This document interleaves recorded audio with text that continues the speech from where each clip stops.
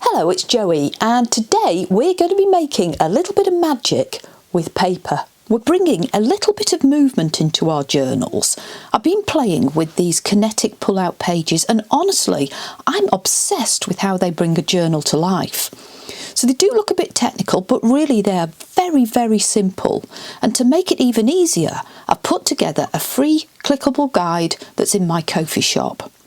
You can make one if you want to, but I think you'll want to mass make them. So grab your supplies and that guide and let's get creating. So this is the pull-out page that we're going to make, and actually once I got started you can see that I made absolutely loads of them, and I've already even put some in my journals. So they open up and they are basically kinetic, they have movement. So when they're in your journal you can pull them out one way, or I'll show you how to do it the other way as well. They use up lovely pieces of paper and bits of scraps, including book pages. They obviously use a book page as the base here, and they have a little pocket here, so you can tuck lovely little pieces in. You can vary them so that each design, each individual one is just a little bit different, which stops you getting bored if you want to mass make. And you can put something on the back if you want to. On this one I'm just waiting to do it. So what I'll do is I'll make one of these and I'll show you a few of these examples that I've already made up. Some of them use wallpaper, some of them have an extra pocket. They're just so much fun, and I'll highlight some of the differences. Why don't I just show you to begin with a couple of ways that I have included them in my journals. So these are journals that I made quite some time ago. Inevitably with some of these journals I get to the point where, although I've got lots of lovely things on the pages near the beginning, this is more of an art journal, I sometimes just run out of steam when I get nearer the back. So these are just completely perfect if you want to have something on the side ready to go to put in that just adds some real interactive elements and some movement. It opens up that way. So you've got space here where you could glue stuff on. If you wanted you could write, so you could journal on here, and obviously you can vary the sorts of papers that go in it. I wanted to add some washi tape to use some of that up. I've got stickers. I've used a lovely page from a book about birds. I've got space to write under here, and then it opens up like this. So you've got a page here still that you can decorate, and something on the back. In this case I've actually made it into a pocket so you could add some more stuff under there. You can see the potential for varying it and just keeping yourself really happy as you make a whole selection. One more example of it glued in. So this one, I've shared this journal quite a few times. It's got lots of tricks for folding the pages in here and ways of decorating it. I do have videos on my channel talking through all of that. So I've just glued one in here. I've used a Reader's Digest book page in this one. Got a little label. So it comes out like that. We've got movement. We've got lots of interesting things here.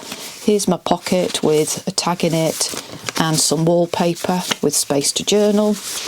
And as you put that down, obviously space on the back, space to write. You could tuck things in there. And then if you turn it over, I've got more space to add something here. And I've got a nice little journaling card in the back. So the first thing you want to do to make one of these is ideally decide which size of journal page you might want to add them to, because that affects your choice of book page, and then you want to fold them. So I'll show you the book that I've used and where the fold needs to be. So this is the book that I've been using, not least because I appear to have 3 of them. When I did my big declutter in my craft room recently, I found I had 3, I think because they make great pockets. I take the interesting pages with beautiful images out and I just set those aside because I'm sure I can do something different with them. I think they're absolutely gorgeous. And I go to the more mundane pages and use some of those. So I'm working my way through it, which feels very satisfying. I suggest you choose a book page with a few criteria in mind. So you want a page that is obviously at least the height of the journal page that you want to add it to, or if they're bigger, just cut them down. But it's obviously quicker if you've got something which matches the journal page that you want to cover.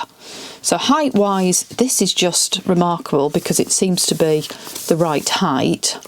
And then you want to fold it to be a bit less in width than the journal page that you're typically adding it to. So I just fold mine back, and as long as your page isn't too enormous, you'll have a flap that's less than the width of the page.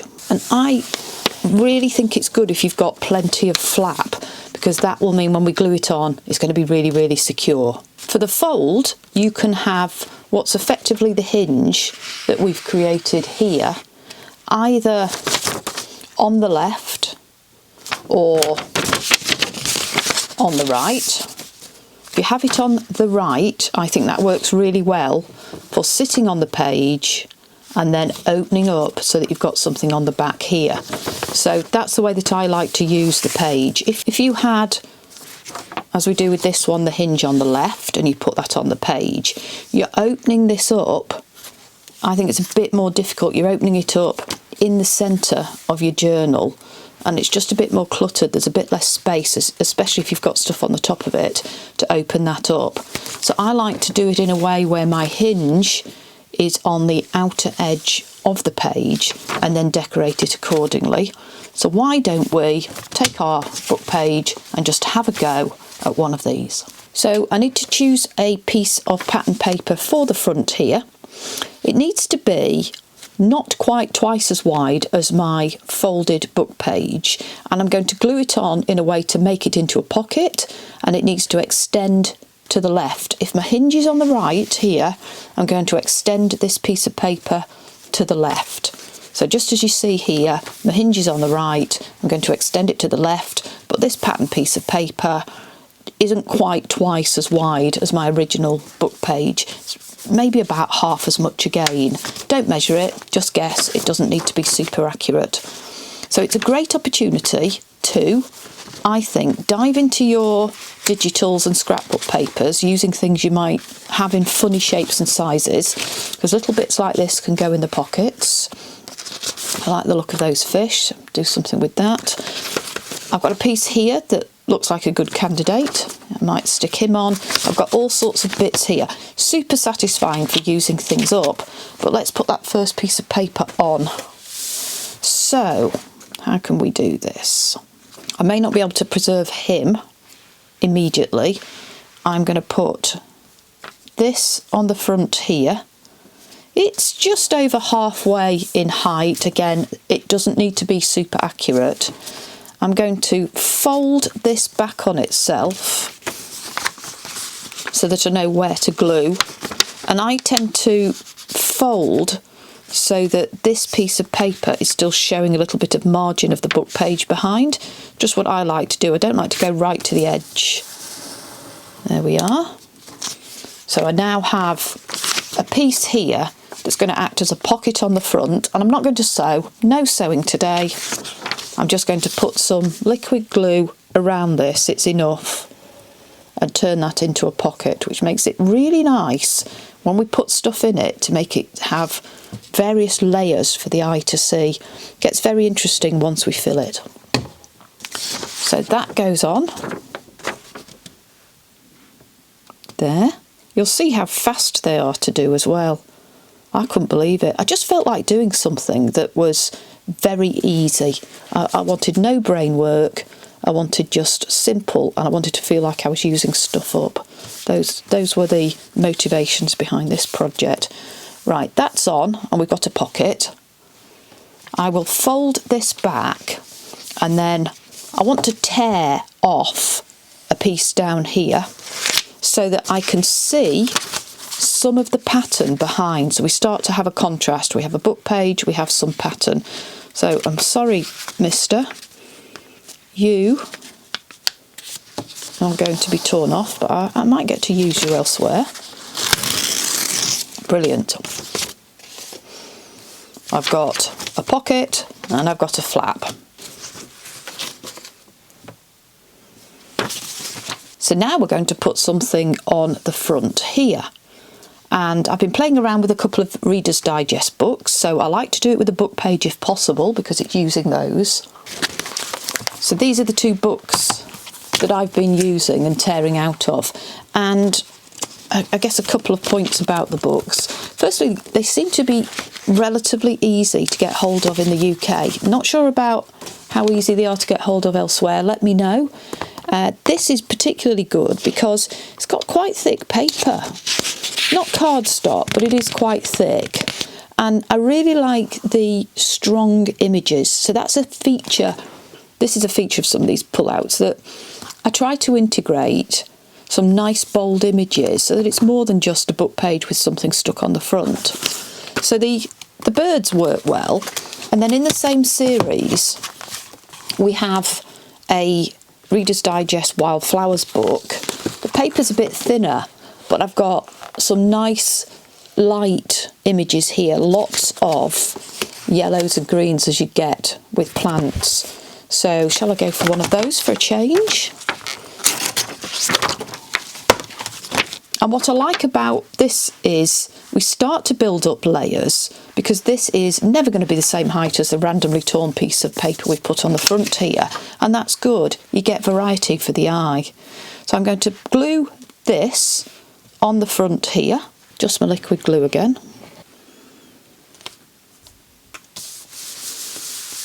And then I'm going to fold this back so that I see the pattern paper behind.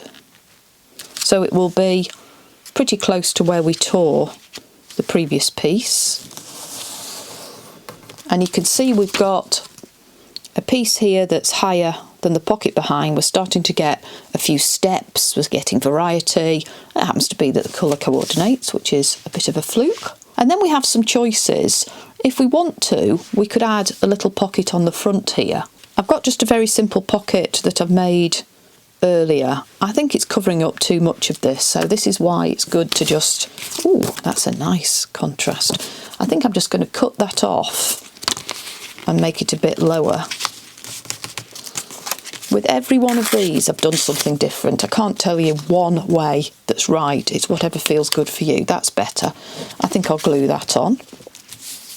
And obviously we'll put a few things in this pocket and in here in a minute. So I've got that. And then I think what I'll do is add something on the inside here so I've got space to write.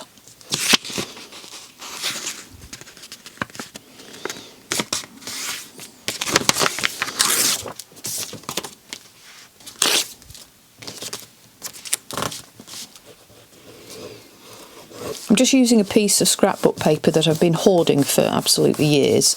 I love the colour, I love the contrast, and I've just glued it on so I've got space to write here. I've kept the text here visible just because it was a nice font. And I think I'm going to add something to the back, so there's also space to put something on here. You could add a pocket, you could add a belly band, you could just glue something on to write on or write under. In fact, I've got so many different examples to hopefully give you some inspiration. I'll do a little page turn of those at the end. Stick around for that.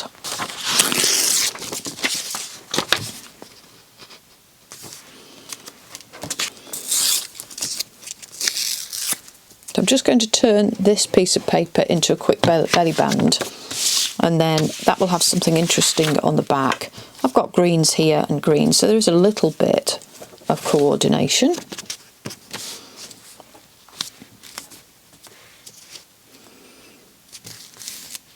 It's really quick, isn't it?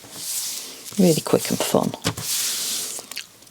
And I think I'm going to add a few of these bits of paper that I just spotted into this. Just something to write on. And it all comes together and looks absolutely beautiful. Let's turn that one into a little booklet.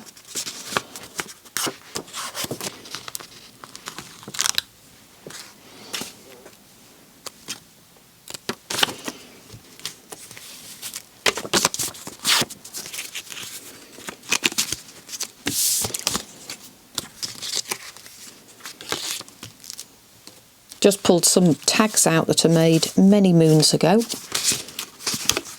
Which one of these would work? Quite like that one.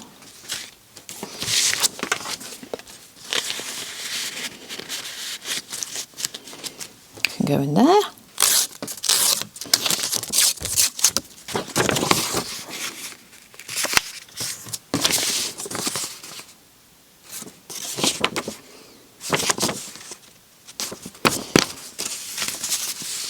Love it.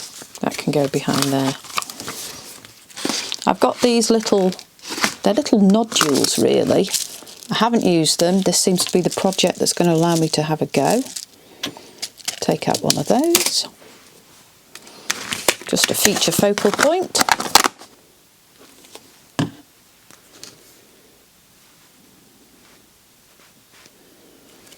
Maybe a little bit more in that front pocket. Love it. And there we are. We've got a pocket on the front. It pulls out, got space to journal. Easily folds out. I've got a bit of space under there. You could cover up here. I've got elements in my pocket here. And when it goes on the page, I open it and I've got my fish and space to write. Now I said I had some variations, and I certainly do. You can add an extra pocket on the side here. I'll show you examples in a second. And there are infinite possibilities of ways to fill this and decorate it. So I'll do a little page turn and hopefully leave you with some inspiration to make lots yourself. So I've got you set up beside me, and I've just got a few others to show you, hopefully to give you that inspiration. So this one, I've just put some watercolour pencils around the image and added another of those little embellishments. And I used the birds on this one. What I did was I extended the second piece of paper that was added and then folded it around so that you've got a pocket here and you can put things in that. So I just colour toned the items that go inside it. So you can keep going and just add extra elements. So rather than having a pocket here, make this piece that you add, the second piece, that bit longer, and just fold it round. So that was just a little bit of interest. Again, this one has got a pocket and I put elements in it, and I had some fun with blues and yellows, and I got just a little bit of something. I had a little bit of punch out with decoration on here. I thought I'd use it, stick it on, use it up, kept the blues going. This one has got a pocket on the front here, so I've got a few little pieces on there. So you will find that as you get used to the method, you feel like varying it to make it use up your own supplies. I think that's definitely part of the fun. This one, I did the introduction for this video and then I couldn't resist. I just made another and I whizzed it up in absolutely no time, just using up my supplies. Here I've just got a bit of a tuck spot on the right, on the back, and I've added a bit of music paper. And I made so many. I've got plenty now in my stash and I feel like I'm using stuff up as well. I'm definitely making a dent in some of the excess digitals that I've printed over time. And everyone is different. Not long ago I did a video where I shared my interactive journal pages and how I make them tactile. If you've enjoyed watching this video and maybe making some of these pull-outs, then I think you'd enjoy that video too. I wanted to say a big thank you for watching my videos and for subscribing to my channel. It really does mean a great deal to me. If you have enjoyed this video, then please give it a thumbs up, and I really do hope to see you soon.